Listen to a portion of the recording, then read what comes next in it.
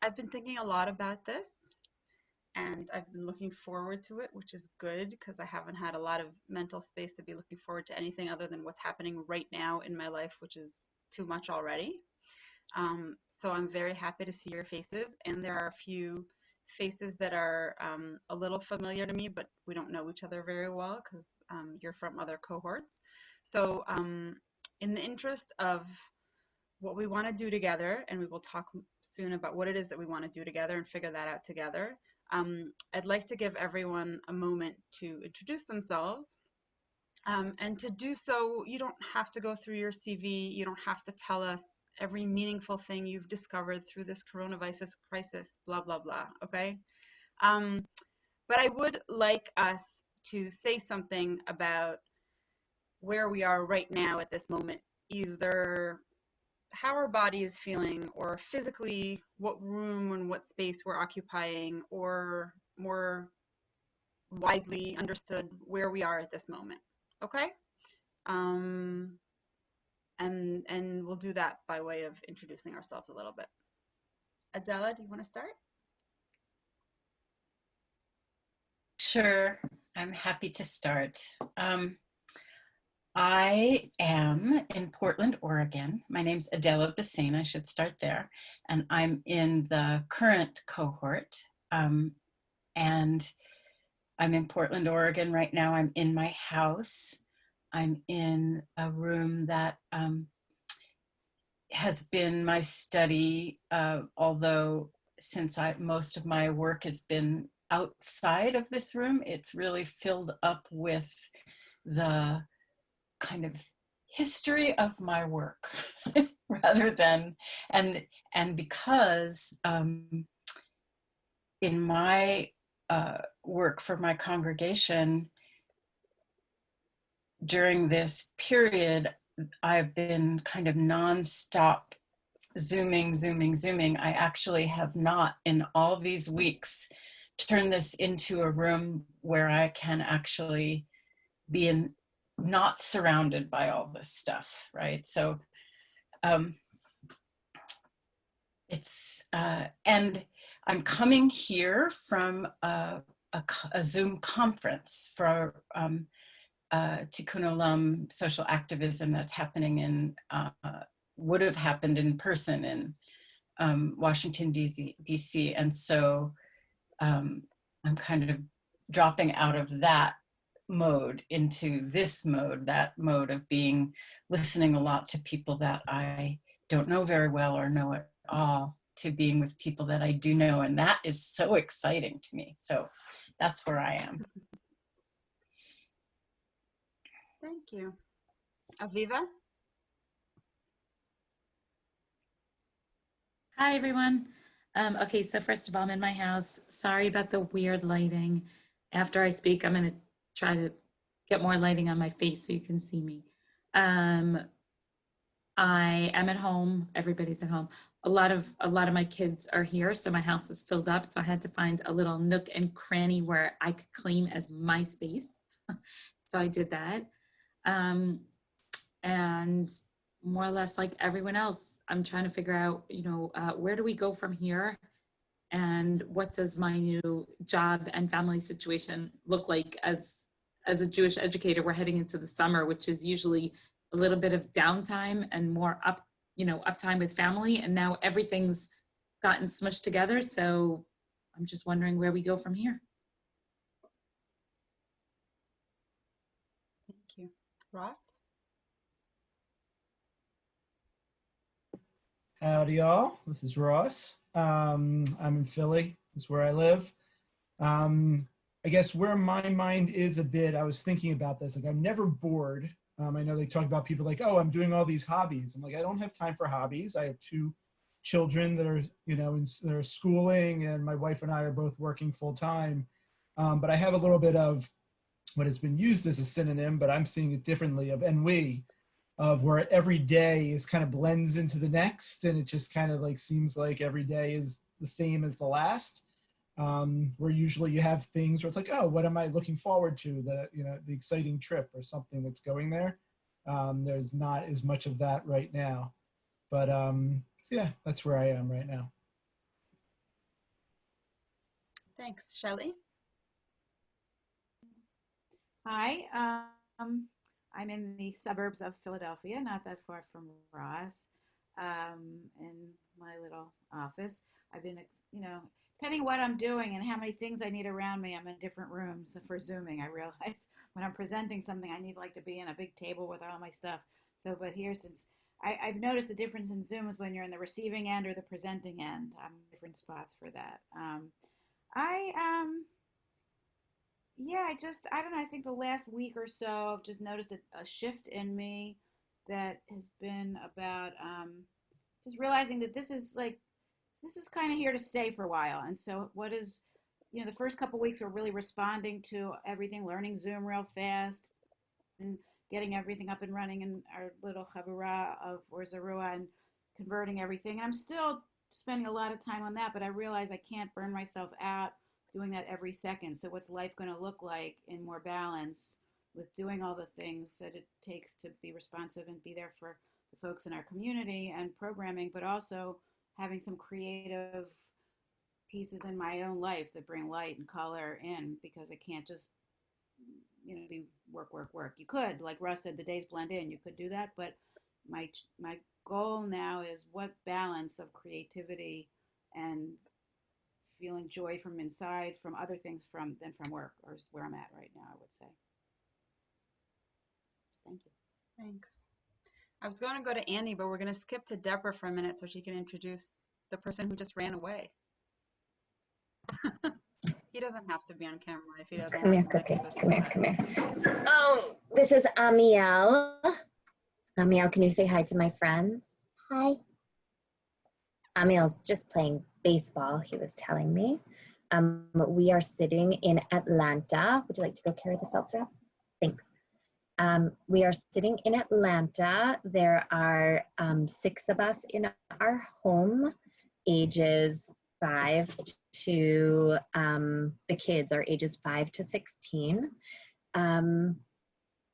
So we, thank goodness, have very full plates, and Don and I are negotiating how to get our jobs done while parenting. I think the space that I'm in, I was listening to a podcast of Glennon Doyle and Brene Brown last night called Unlocking Us.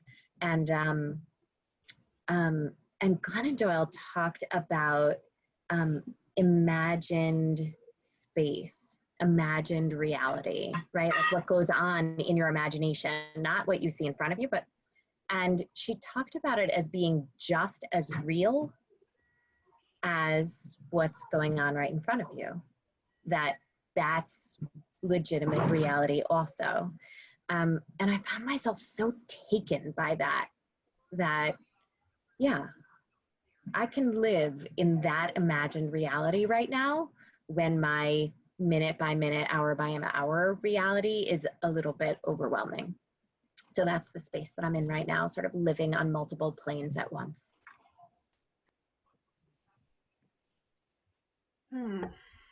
Annie. Hi, everybody. I'm Annie Glickman, and I'm here in Overland Park, Kansas. And I'm wondering if I could share my screen. I have a picture to describe the way I'm feeling. I'm going to try to do that. It says, host disabled attendee screen sharing, but I'm wondering if there's a way to do that. Do you know? Yeah, Haley's working on it. Okay.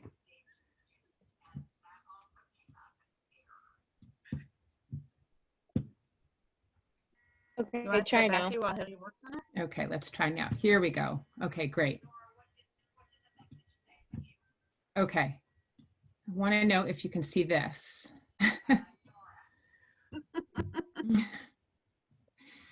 And yeah.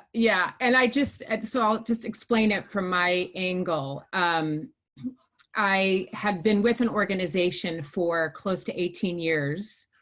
And then I started with another organization. I'd been with the Florence Melton School. And then I started working here at the Jewish Federation of Greater Kansas City 5 days before we were asked to work from home. So I was in the middle of a major, wonderful transition, going from good to great. And, you know, and then the whole world changed. And I find myself at home now doing the work, onboarding, learning, growing, and with all the pieces that are shifting, you know, the pieces off in the distance, I'm putting this pressure on myself to try to stay on top of it all, you know, and to try to not just survive, but maybe thrive. And so I find that, you know, I'm here to, you know, to learn from all of you, and also to learn how to connect with others better, but also maybe if there's some way that I can alleviate some pressure or come to some realistic expectations as to what can be achieved at this time, while still trying to sail forward, as it were. Thank you for sharing that lovely, Sure. maybe later you can send it to us. I think Of we all course. use, talking about imaginary spaces. Yeah. Deborah, I think that's the real space. Now the question is, where do we want to imagine ourselves? So Melinda?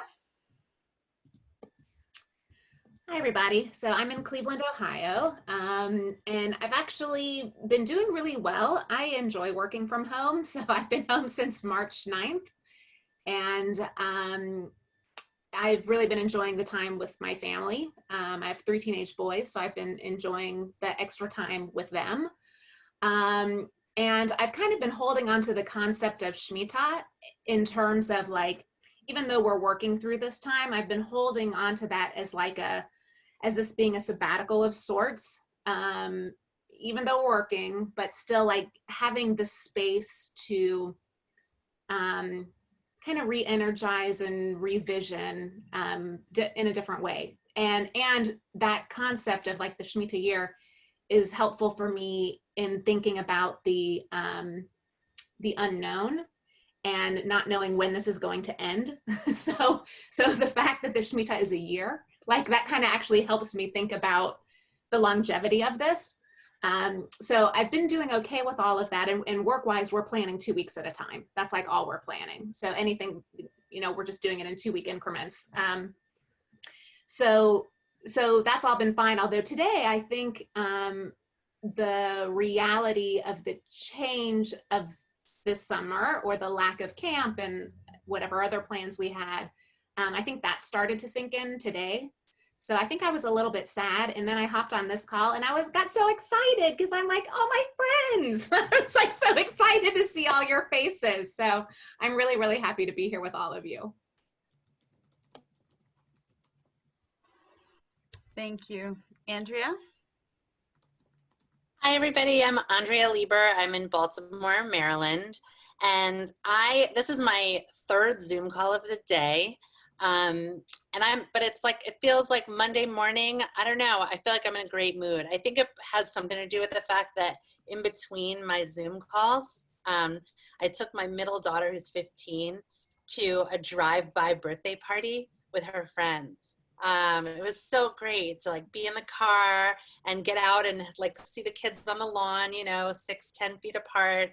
We brought our dog and they were just out there, and it was like a few minutes of just being together in a way, you know, that felt so good. And it was just so much fun. It felt like we really brought cheer to this young woman on her 15th birthday. It was so exciting. So like in between all of the sort of Zoom and work and whatever, I got to take that break. It's a gorgeous day where I am. I'm looking out the window. It's so beautiful. I'm in my little sort of Zoom space here, which used to be our family room, but now it's my office.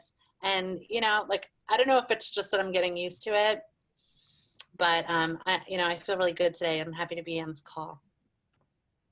Thanks. Thank you. Margot?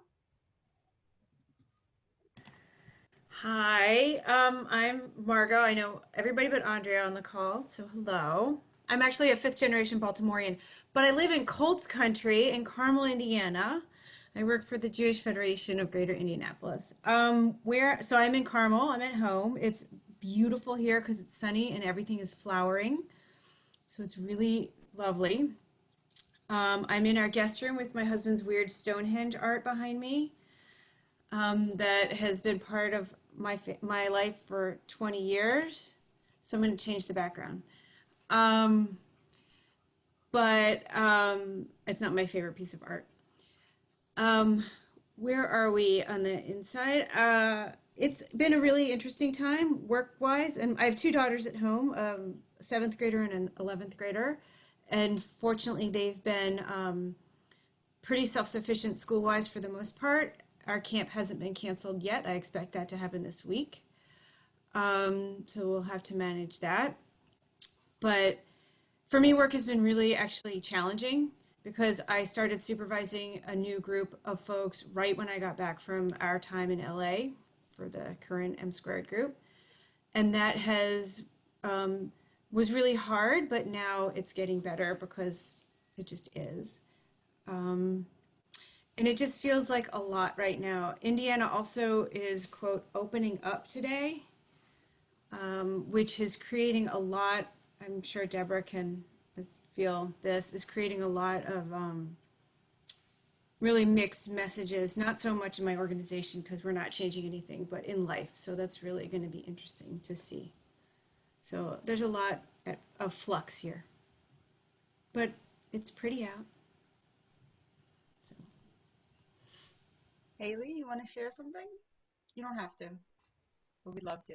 I'll say hi. I am coming to you from Jerusalem, and I'm doing okay. You know, M² is keeping everybody busy, which is good. And my daily kind of centering is just getting really sweaty and really exercisey. It helps me, you know, just center and get away from everything else. And I'm trying to go on lots of walks. Jerusalem has gorgeous weather right now, so very lucky for that.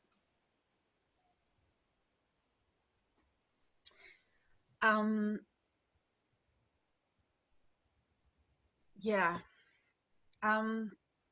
Okay, so I'll introduce myself by way of sort of saying what I think, why I said yes to this, even though I am totally overwhelmed on a daily, minute-by-minute basis by everything that's going on in my life. I am talking to you from the 3rd floor, the attic of my house in Beer-Sheva. My 4 kids are all asleep because it's finally that time of day. I've been working till like 2 a.m. and then regretting it the next day because the day starts at 6. And I just feel like there's a lot going on and I'm a constant roller coaster. 20 times a day I find my zen and inner peace and then I lose my shit again, excuse my language. So there's a lot going on. And yet when I had this opportunity, come meet all of you, I felt like this was my chance to give myself a moment and think about what it is that we have come to love about this relational thinking, cohort, experience, feeling, and how much that is right now in question in our lives, but also something that we can get back to and sort of use as a place that can re-energize us and remind us of why it's worth it. So I've been thinking about that a lot. And in the very short time that we have today, what I thought that we could do is I want to sort of throw some of my associative thinking about this out there to you, using a few sort of more simple texts, nothing very deep and difficult, but maybe deep in meaning, but not like complicated for our tired brains. And then also have us have a little bit of time, even though I know there's not going to be a lot of time to share, but to sort of think about where this can meet each of us and what we can do with it. So Haley, the whole thing is we have an hour, right? People? Okay. So I will run through the beginning of it so that we can get to the heart of it. So can you just push the next one? Okay. Anyone recognize what this is? All right, so one of the things I love to do is travel. It's a bug that I inherited from my parents. And clearly that is not something that we are able to do these days. And so if I think about all the places in the world that I travel, I will often go back to this one experience that we had right before 9/11. And I say that because I think that it is important. It was sort of a moment before the whole world changed, not unlike now, where my parents and my other 4 siblings and I traveled to Indonesia, to Bali. And Bali is this beautiful, amazing island. And it's literally, it looks like paradise on earth. Like, this is what Gan Eden looked like, except it's real. And it's important that it was before 9/11 because it's also right before there was a big bombing there. I don't know if people remember, it was around the same time. And really, this idea that even that beautiful, perfect part of the world could change and get that was really powerful to me. And the most powerful part about being in Bali is how beautiful, colorful, thriving nature is, and how much the people and their prayer is connected to that nature. And so everywhere you go, literally on the sidewalk, like in this picture, there are these very simple but abundant offerings that people are putting out there. And there are flowers picked from their garden and sometimes little fruits, and people make them in leaves. So it's all totally 100% natural. And they bring these offerings to show gratitude, to connect to the gods, to connect to nature. And I wanted to start there, because I wanted to say that I'm not coming here to teach anyone or to give you some great words of wisdom. I want to make an offering of some thoughts that I've been thinking and some sort of framings that I've been working on. But also because with the Parashat Shavua that we've been reading, or we're supposed to be reading all together in shul every week now, that have to do a lot with sacrifices, which have always been a problem for me as a vegetarian. I've been thinking a lot about sacrifice, and we've been working with our kids a lot, following Asael's workshops, which you all know well, of this idea of victim language and how we get out of victim language, and how we don't feel like, I don't feel like I'm martyring myself all the time and I'm sacrificing myself in order to do my job well, or sacrificing myself for my children's well-being and therefore sacrificing my own well-being. How do I move out of that victim space, but also connect to these ideas of the sacrifices, perhaps more as offerings? And one of the ways to do that is to, and I say this to my kids all the time, can you rephrase that as what do you want and what do you need, right? Instead of blaming someone else or feeling sorry for yourself. And so I've been thinking a lot about what it is that I need, what it is that I desire, and how do I say that, and in this time, and how does that connect to relational work? Because, Haley, press the next one. Because of this, because much of my daily, everyday work has been these Zooms. This is a real Zoom from my students. This is only a third of the classroom, okay? So there's like 40 students in a classroom. Many of them are Black. You can't see what they're actually doing, if they're even there. Half of them are falling asleep or not really aware. Half of them don't have internet. And I've never met these students. These are all new people. I don't have a relationship with them. And this sense that we are constantly in this virtual world is so frustrating to me. And it took me a while to figure out what is really wrong with this. What's bothering me so much? And after a while, here's how I put it to my husband. And this was like a click moment, which is for me the beginning of our conversation, which is that I finished these sessions totally exhausted and depleted. Whereas if I was with you guys in an M² session, which is, I know, a very high level, right, to measure to. But even if I was with these students in a regular class that was like, okay, it wasn't amazing, I walk out of there feeling somehow energized.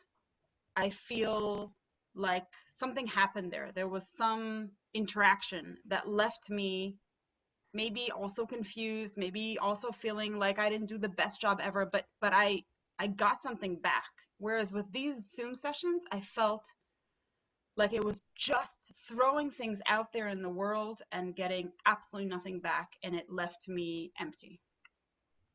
And so I've been thinking about that a lot.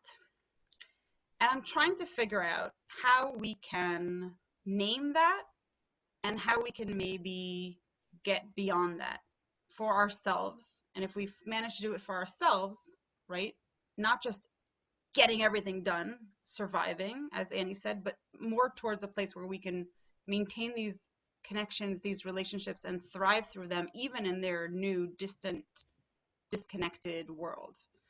And so that's sort of my invitation to us, to figure out how we use this time of disconnection and this time of distant communication to still be there in a way that has resonance. So I want to throw one more thing out there, and then we'll try something together. Can you push, Haley, not just the next one, skip over the next one and go 2 ahead? So interestingly, this is the one part of our session that we did in LA, the session on voice and silence, that I never showed you. But I came back to it today saying, oh, this is what I wanted to say. Okay, so I'll read it out. And for those who have thought about voice and silence together, we can bring this back into that context. And for those that haven't, that's fine. I think that it speaks for itself. So this is from Carol Gilligan, who taught us a lot about voice, right, within a different voice. Voice, because it is embodied, connects rather than separates psyche and body. Because voice is in language, it also joins psyche and culture. Voice is inherently relational. One does not require a mirror to hear oneself. Yet the sounds of one's voice change in resonance depending on the relational acoustics, whether one is heard or not heard, how one is responded to by oneself and by other people. And so here's what I realized. I realized that maybe for all kinds of people, when they talk to other people and they do what they think is their relational work, they are doing nothing other than just performing. And it really does not matter if someone else is there to resonate back or not. It doesn't matter if someone's listening. And talking to a screen like I am doing now in a room that does not include any of you is no different than talking to a group of people. You're just talking. You have your voice, that's great. You get what you wanted to get across. But for people who want to do this work from a place of connection, voice is like silence. It's worse than silence when you get silence back, right? Without that resonance that has to be embodied, the relationship loses its force, its energy, and its ability to create and generate new things. It really, like, it feels deadening. It almost feels worse than having not said anything at all, in my experience in this. And so what I want to do is try together to see what happens when we invite our bodies back into the conversation, right? And I'll go to what Andrea said before, the power of being in a public open space, but with other bodies, even if it's just a drive-by birthday, and having that energy pass back and forth and feeling like we are once again in a shared space is rejuvenating. It's energizing, right? And I'm constantly thinking about the people who are doing this on their own, not with their families, not with other people who can hug them, not with other people who, the physical space that we, and the energies that go back and forth. And so really my question to us, and I'm going to stop talking now, and I want to hear from us so there is resonance, it's not just me talking, is how do we invite our bodies back into these relational conversations and educational encounters that we're having, even with the physical distancing?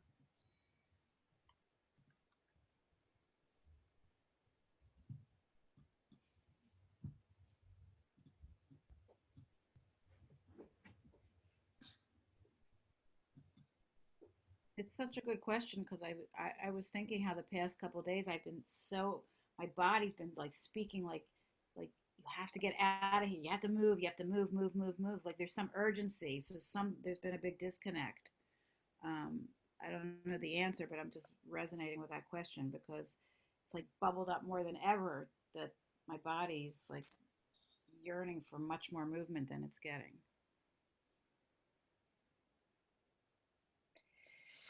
So I'm thinking about kind of the privilege of being on Zoom with people I know all the time, as opposed to being on Zoom with people that I don't know or I didn't have relationship with before.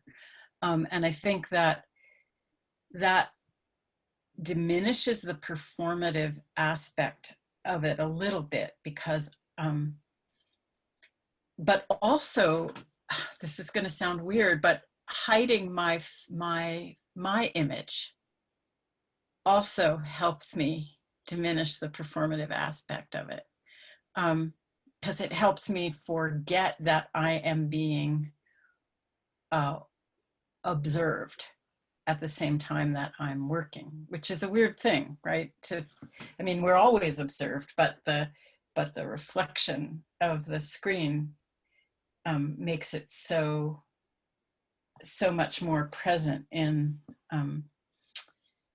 that I'm one of the little tiles also. But I'm thinking about the things that I'm doing on Zoom, doing counseling sessions, leading meditation practices, tech hosting services, or that there are certain things that we are doing, like singing together, even though we're all on mute, right? So that you can see and breathing together, and making gestures together, so for everybody in the room to kind of make a blessing towards each other, or to hold their hands at the sides of their tiles as if we could touch each other, that doing those physical actions together can help it feel less distanced.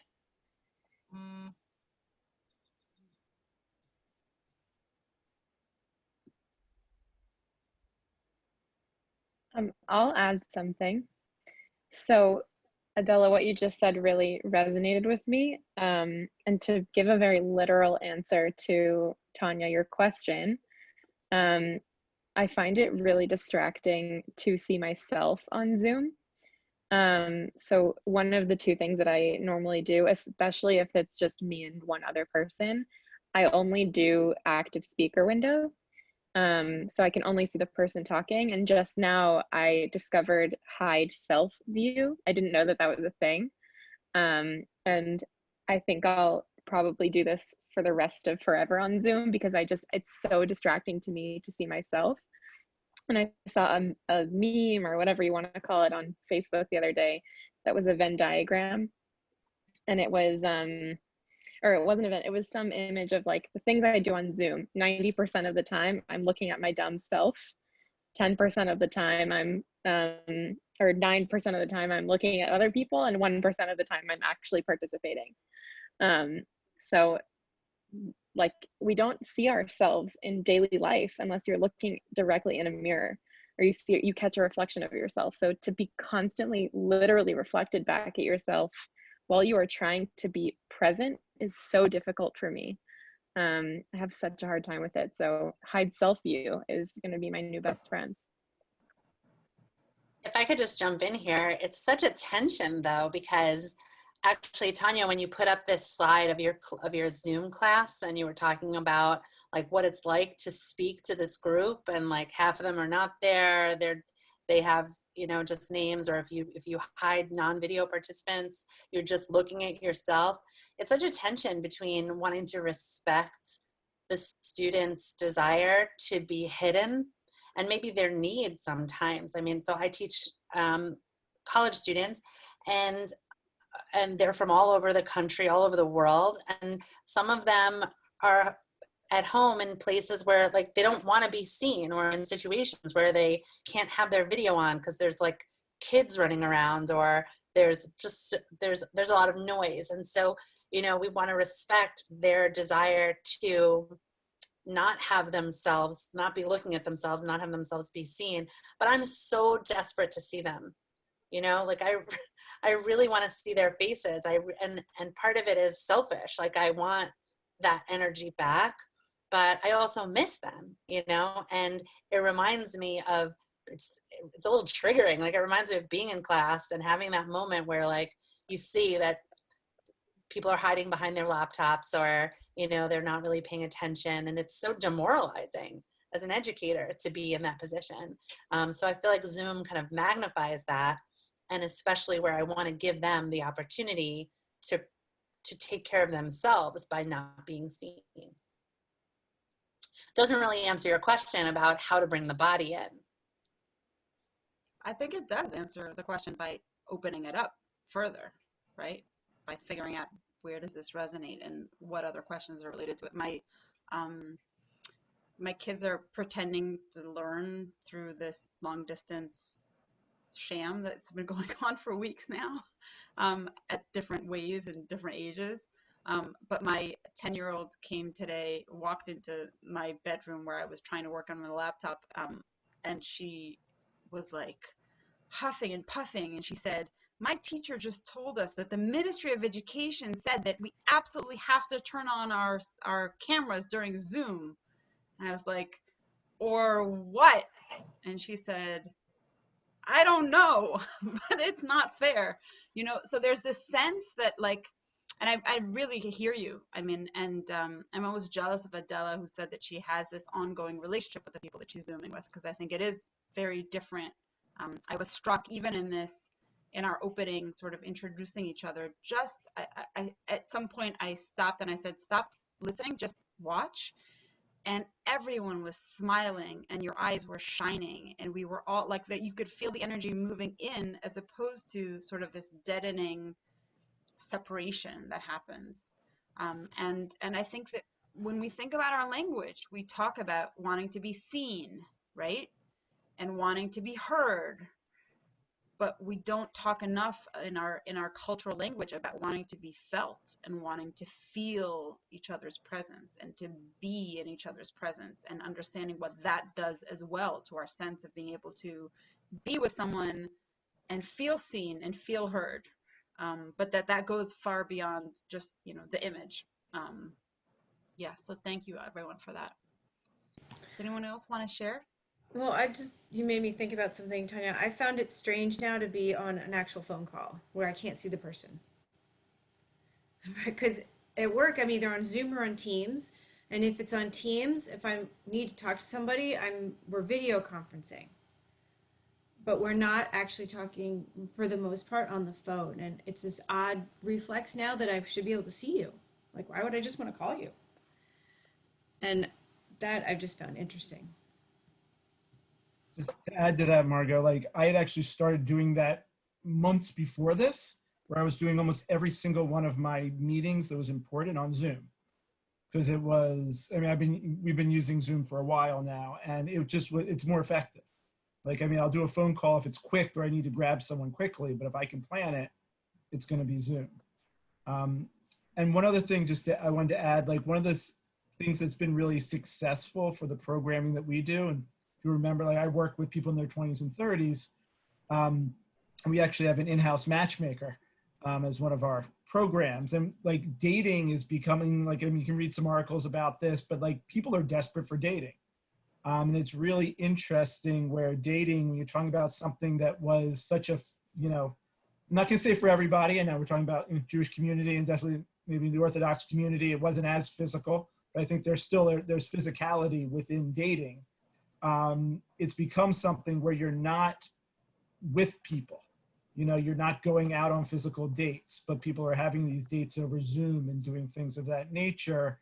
And it's been interesting how we're, you know, trying to create relationships with, it has a lot to do with like the way you have to be, use your body, talk, smile, things like that, as opposed to actually being near somebody and having that physical connection. Tanya, do you have time for one more? Yep. Sure. I'm just gonna call on you. I was thinking of a couple of things. One, I've always been struck by, excuse me, that there's a research that shows that anxiety is the most contagious emotion, right? And it's not individual, it actually goes in groups. So if you're in a room and somebody comes rushing in and, you know, has an anxious reaction, you'll see that in the group, right? And I've been watching with great fascination, and I am desperate for somebody to do research on this to find out whether that's also true in virtual spaces. Because I really wonder how much emotion is contagious in virtual spaces. So that's one thing that I've been thinking about in terms of, right, how do we invite our bodies back in? I've been, without my body moving so much, I've been sort of slowing down and doing many more body scans of like, okay, where is this landing? How am I actually feeling about this? Where in my body is this like, am I actually upset about this? Is this frustrated? So that's been fascinating to me in terms of bringing my body back in. And then the second piece is that I've lived on Zoom for years. Excuse me, I was a very early adopter. Most of my work is by Zoom and has been for years. So one of the things that I do now with my kids is that, certainly my younger ones, I don't encourage them to be on verbal Zoom connections. I encourage them to have a video camera on while they're playing with the person there. So they'll be racing their cars together in the same imagined space, or they'll build blocks in the same imagined castle, or they'll, and it has such a different resonance in the physicality of it that I'm so curious how we also bring in with adults the way that Adela described. So that's, you know, that's how at least I'm inviting my kids to bring their bodies back in. I'm not sure that on that side that I do it quite as much. So if I sort of reframe what you just said, I hear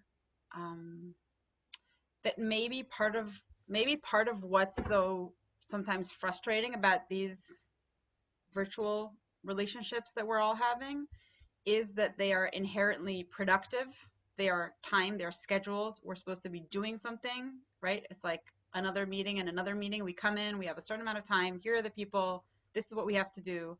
And then we're spending a lot of time presenting ourselves and trying to feel that connection. Whereas you're saying, maybe we treat this space more flexibly as a space of being together, right? So it's sort of like, let's just turn the camera on and hang out together, like have another family member or have another friend or have another person join whatever happens to be going on, even if it's not productive, even if it's not, here's what I'm doing right now. Virtual co-working. I don't know if anyone else has been involved in this, but virtual co-working is a thing where literally I know a number of people that are doing this where they do exactly, you turn on the camera, everyone at the beginning of the hour says, hey, I'm here, I'm working on this. And then you just mute yourself and people work for an hour. And it's like, and then like an hour later, you can like, you check in, like every hour you'll check in and be like, well, I got stuff done. I actually just got, you know, or I just got involved in watching a video and didn't really do any work. But it's like exactly kind of what you're saying. It's just people, it's like parallel play, but parallel work virtually. And I know that in Portland, there are local yarn stores that are doing virtual knit nights. So people are turning their camera on and knitting together, which may or may not involve kind of desultory conversation that gets intermittently stopped as someone is counting or, you know, needs help on what they're working on. So. Can kids are really good at that. My daughter gets on the line with her friends and they'll watch a movie together, or they're working out together as a team. That's happening. But so that's very physical because they're watching each other and they're following a workout. But my older daughter, she'll just hang out with her friends for hours. She's done this forever with the screen on, doing whatever. So I think for them, it's normal. It's more of it, which is a challenge. But I'm also thinking of the people who, like when we do a check-in once a week, one of my colleagues is always on a walk. So what does it feel like to be sitting here versus moving while you're having the conversations? If we did that together. The more things that feel that where my head can be like, I'm not in this alternate setup. Like it really almost something duplicates real life, or enough that I'm sort of, my head goes into that space. I'm not aware that I'm on a Zoom or something. I mean, you're always sort of aware, but for me, and I know the Orthodox community, not for this, but for our community, the practice is we do services by Zoom, but not presentational, but it's all interactive. And I, a lot of times, playing music or we're singing. I just find that I can let myself go into the moment enough that it feels really, it really does feel really experiential as opposed to something separate. And those are the moments, no matter what it is, when there's so much experience happening that you're sort of letting go of that different mode that we're in. I'm so sad that our time is like running out because there's so many other things I wanted to do with you, but we can taste a few of those and then we can all play with them later on our own. So here's one idea, okay?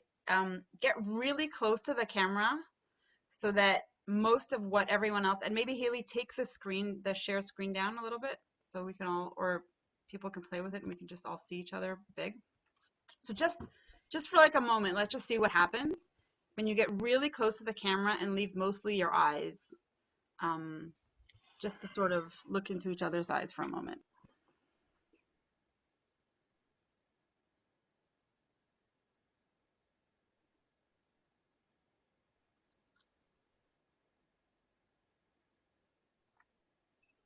Right? So like, what does that feel like? Can we find that energy of seeing another person's, the spark, the interconnection, just getting a little bit closer through the distance? All right, and let's try the opposite. People who are comfortable with this, right? Let's try to move away from the camera for a minute and just give us your whole body.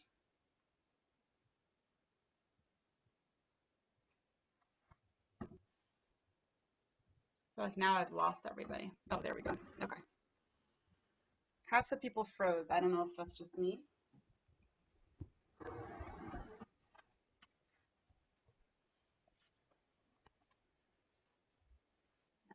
Now you can see that my wall is not straight here. Right? So what happens when we suddenly have space again and we have bodies?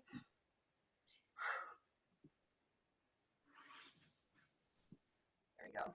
We've had some dance parties in our community. It's been really fun.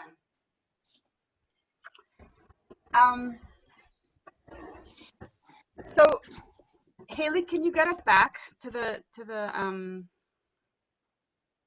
actually don't wait, I'm gonna share something else. So I'm gonna try to share the following snippet, and I just want you to listen for a minute, okay? We're just gonna listen to it together.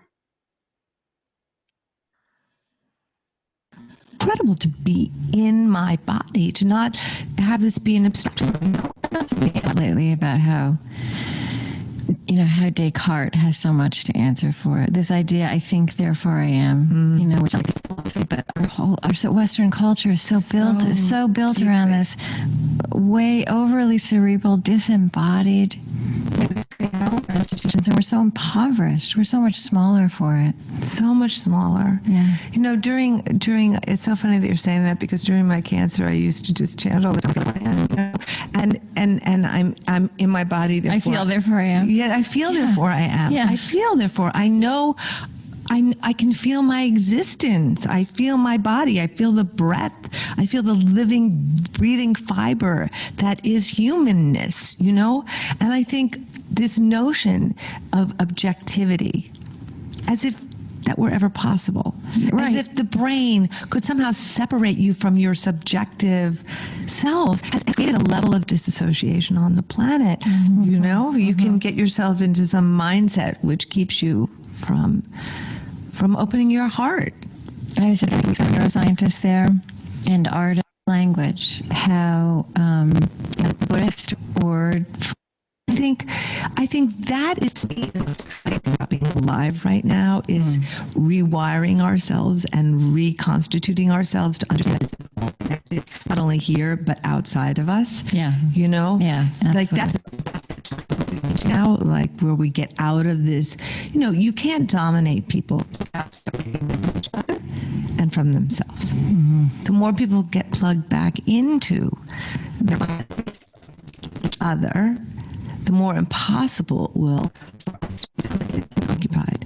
And I think that's really the work right now. And I don't mean that, I mean like how in our daily lives are we connecting in every single respect with ourselves and everything around us. Because that's where transcendence comes from. That's where real energetic transformation comes from.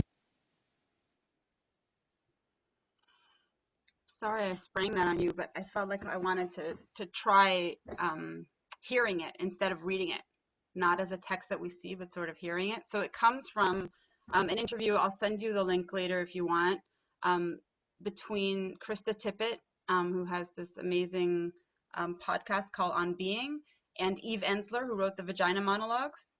And what I wanted to bring sort of into the end of our conversation was this idea that it's not just now Zoom, Corona, long distance, virtual. It's actually a larger cultural shift that moved to separate our minds from our bodies. That means that professionally, this is the part of me that I'm expected to bring to work, right? So on a screen, it's more obvious that this is the only part of me that I bring to work, but that is in some way disconnecting, and that part of relational work, so Shelley mentioned the word experiential, and other people earlier talked about other ways to connect and be present with other people. But part of that relational work, when it works, is what we feel inside when our body reacts to someone, not just our mind reacts to an idea. And it can definitely be connected. It's not either or, right? And that maybe somehow this forced physical disconnection is actually an opportunity to reflect on how we hold on to those relationships in the fuller sense and make that happen, whether within our own home or in our professional lives. Not to say, yay, thank God this happened and we can all learn from this and grow from this, but if we're stuck in this reality and it's happening, and for those of us who are not dealing with the intensity of the tragedies that are happening around us, but it's sort of affecting our lives and we have a little space to reflect upon it, to think about how this can be an opportunity to open up our communication and our connections with ourselves and with others, by examining the ways in which things are working and aren't working, and how much joy, simple joy, we get from when it does work, right? Things that we took for granted before. And so my last positive thought on this is from a book, which I will show you. We have it on the screen, but I don't think we need to worry about that. From this book called Love 2.0, that was recommended to me by Ray Janvey when during our first cohort session. I interacted with her and we had a nice and long conversation. Anyway, and this actually connects to something that Deborah said before about anxiety being contagious. So the woman who wrote this book is Barbara Fredrickson, and she's a neuroscientist and psychologist and deals with positive emotions. And my favorite part of this book was, and don't ask me about the actual biology of it, you can read the book if you want to know all the actual research in biology and brain science. But when I read this, I stopped my whole family on Shabbat and said, listen, you have to listen to this. They were less wowed than I was, but maybe you'll be wowed with me. So basically she says that just like we know about the fight or flight response, which I think has taken over our politics and our society right now, so not less, like just as deep in our evolution, right? Deeply set in our DNA and in our genetics and how we respond to things is not just fight or flight, but another response that we know less about for cultural reasons. And she calls it the calm and connect response. Okay? So without explaining how the nerves and the hormones and all the other things work, because for that you'd have to read the book, you'll have to believe me for now, but there is a very strong calm and connect response that we have that can be triggered and that can be shared by others and that can be developed and nurtured when we are in interaction with people, and not just the people that we are most deeply connected to. It can also just be someone on the street or our neighbor or in a good Zoom conversation, right? And that part of the calm and connect response requires a sense of synchronicity that happens more easily when we are physically with another person. Like literally the bodies, the brain, the hormones affect each other, and we start sharing that feeling, and that connects us and that keeps us calm. And so my hope for us is that we continue to find ways to reflect on the distance and not respond to it just with fight or flight, but find ways to calm and connect within it, despite the distance, with the challenges, despite the challenges, wherever we happen to be at that moment. But sort of know that that's possible, and that is not just possible on a small scale, that could actually change culture and society in a wider way, to places where we don't agree anymore to just work from here, right? And we don't assume that fight or flight is the only option that we have in order to interact with other people. So I'm very religious about timing. And so I'm going to allow anyone who wants to say a final word and say goodbye to do that. I'm also willing to stay for a few more minutes if people want. And so, yeah. I'm happy to hear any other thoughts and sort of things that are coming up for you guys. I just want to say I have a lot of people who, I've heard from some people who object to Zoom because it's not enough. But for me, I'm grateful that it's, I'm grateful to have it. I'm grateful to see faces and smiles and feel like that's connecting now that we have. And I feel like it's a blessing and we have that. So I look at all the positives that we get from being together this way. So I want to thank everybody for being together today. So it lights, for me, it lights me up to see everyone and be together this way. So thank you. Tanya, I really appreciated your approach today. I really appreciated the way you started us off, not revisiting our CVs, but talking about where we are. I thought that was really a great way to start. I really appreciate it. The difference got my attention right away. So that was really effective. Thank you. Yeah, thank you.